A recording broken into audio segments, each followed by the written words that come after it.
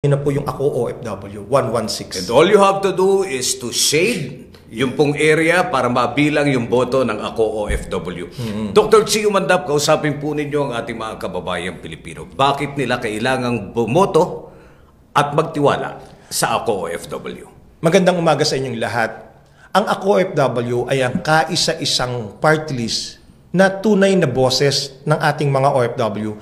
Kaisa-isang party list na binuo ng mga OFW sa ibang bansa na ang tanging layunin lang ay masiguro ang inyong karapatan at kapakanan.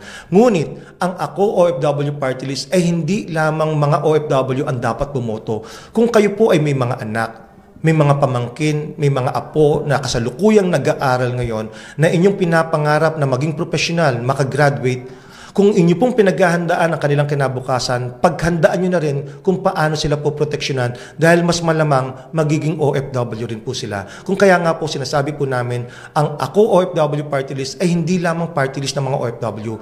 Party list po ito ng bawat Pilipino, lalong-lalo na yung mga nangangarap para sa kanilang mga anak, sa kanilang pamilya.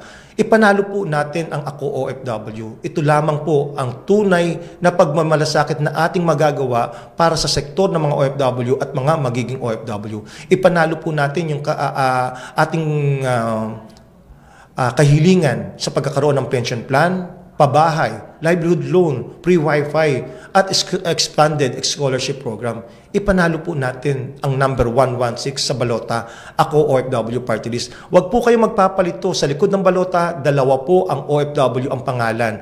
Isa po ay yung OFW party list. Ang sa atin po na ipapanalo na tunay na boses ng mga OFW ay Ako OFW party list number 116 sa balota. Maraming salamat po. And my final question for Dr. Chio Mandap sa araw na ito ng Biyerkules. How do you wish to be remembered after this interview? Isang manggagawang OFW pa rin po ang gusto kong maalala niyong lagi na nagmamalasakit at nagmamahal sa ating bansa at sa ating mamamayan. Ito po ang seleksyon 2025, The Promise of Transformation, sa pangalan po ng technical at ng production departments ng Vantage Point Media, sa pangalan po ng unang nominado ng Ako OFW Party List, Dr. Chio Mandap.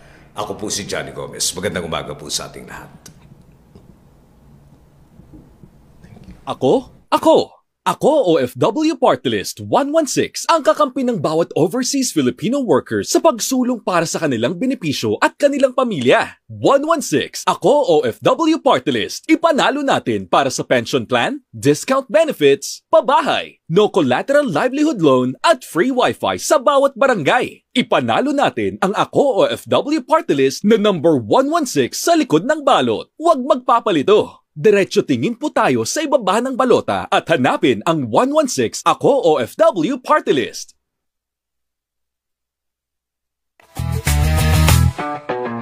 Vote